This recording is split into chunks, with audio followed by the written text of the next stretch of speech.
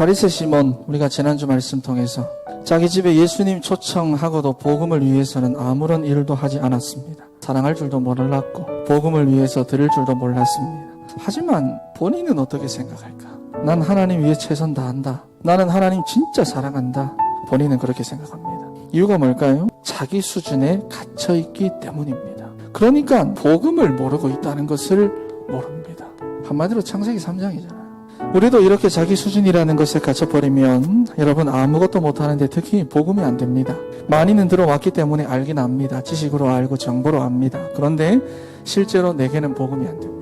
오로지 나를 위해서 내 수준에서 이해되는 만큼, 내 수준에서 할 수 있는 만큼. 사도행전 9장에 보면 바울이 다메섹에서 부활의 주님 만나죠. 지금까지 자기 수준에 갇혀가지고 나사렛 이단 예수 믿는 사람 죽이는 것이 하나님 위한 일이라 생각했습니다. 이게 복음을 위한 거다.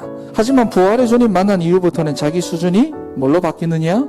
하나님의 수준으로 바뀝니다. 자, 여러분, 그래서 하나님의 수준이란 뭐냐? 여러분 일단 모든 동기 다 버리세요. 종교는 자꾸 내가 살아야 하는 겁니다. 하지만 복음은요, 내가 죽고 그리스도만 사는 게 복음입니다. 그래서 이 세상의 유일한 진리 뭐냐? 예수 그리스도. 유일한 참되신 이가 누구냐? 성삼위 하나님. 이것만 남아야 됩니다. 여러분 인생. 왜냐? 여러분, 나는 아무리 열심히 해도 나는 불완전한데요, 하나님은 아무리 작은 일을 하셔도 완전하시기 때문에 예수 그리스도를 보내어 모든 죄 문제 해결하겠다. 사단 머리 박살 내버리겠다. 하나님 만나는 길 열겠다. 그래서 모든 문제 끝내겠다. 하나님의 나라 가는 곳마다 흑암의 권세 떠나가게 하겠다. 우리가 이 모든 것을 어떻게 회복하고 어떻게 누리고 어떻게 정복하느냐? 주님, 어떻게 내가 해야 할까요? 성령 충만을 주겠다. 너를 통해서 1,001만 세계 비전 이루겠다. 너를 삶 기둥으로 세웠다. 이게 하나님 수준입니다.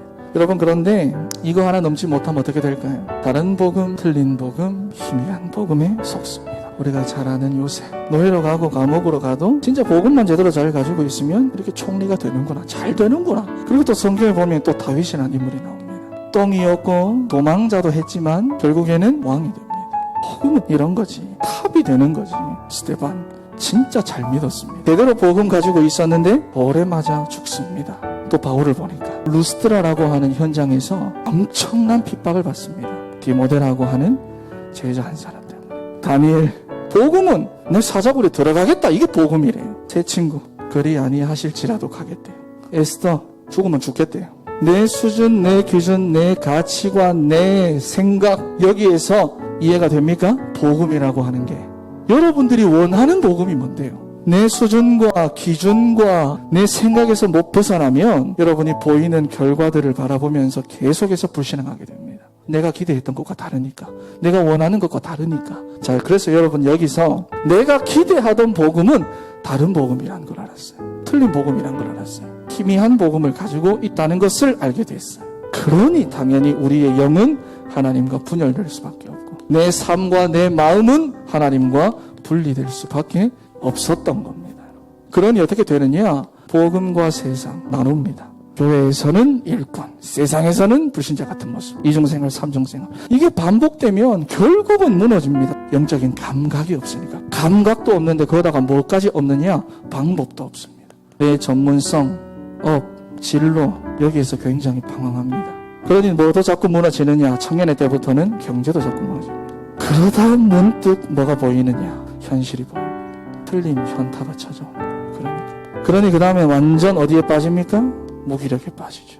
무능에 빠집니다. 그러니 이 상처난 마음에 뭐 어떤 게 찾아옵니까? 요즘 우울이라고 하는 게 찾아옵니다. 다른 영적 문제로도 나타납니다. 내 수준, 내 기준, 내 생각, 내 마음, 내 동기 속에 갇혀있는 현장의 모습이고 내 모습입니다. 꼭 기억해야 됩니다. 그래서 오늘 제목이 나의 여정과 언약의 여정이잖아요. 여러분이 언약의 여정이라는 것은 여행의 과정을 이렇게 말하는 겁니다. 언약이 가고 있는 여정입니다. 자, 여러분, 그런데 이 여정의 끝은 무엇입니까? 사도행전 1장 8절. 마태복음 24장 14절. 마태복음 28장 18절에서 20절. 마가복음 16장 15절. 땅 끝까지. 모든 민족에게, 만민에게. 왜 자꾸 이런 상태에 내가 빠지느냐? 언약의 여정이 아니라 나의 여정을 가고 있기 때문입니다.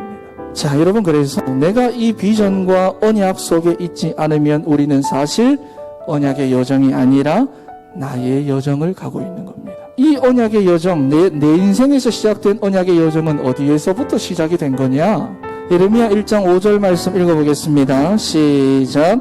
내가 너를 모태에 짓기 전에 너를 알았고 내가 배에서 나오기 전에 너를 성별하였고 너를 여러 나라의 선지자로 세웠노라 하시기로. 에베소서 1장 4절도 읽겠습니다. 곧 창세전에 그리스도 안에서 우리를 택하사 우리로 사랑 안에서 그 앞에 거룩하고 흠이 없게 하시려고. 언제부터입니까? 태초부터 시작된 언약의 여정입니다. 은혜.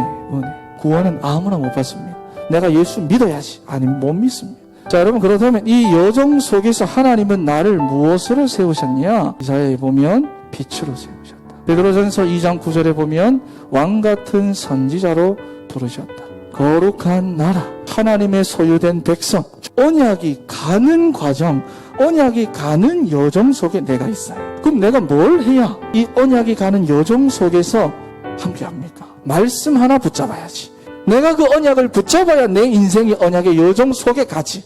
내 여정을 가고 계신 분들은 멈춰야 됩니다. 그렇다면 내가 지금 내 여정을 가는지 언약의 여정을 가는지 어떻게 알 수가 있느냐? 내가 무슨 말을 하고 무슨 생각을 하든지 말씀 빼고 말씀 놓치고 하는 모든 것은 전부 다 내 여정 속에서 하는 말들입니다.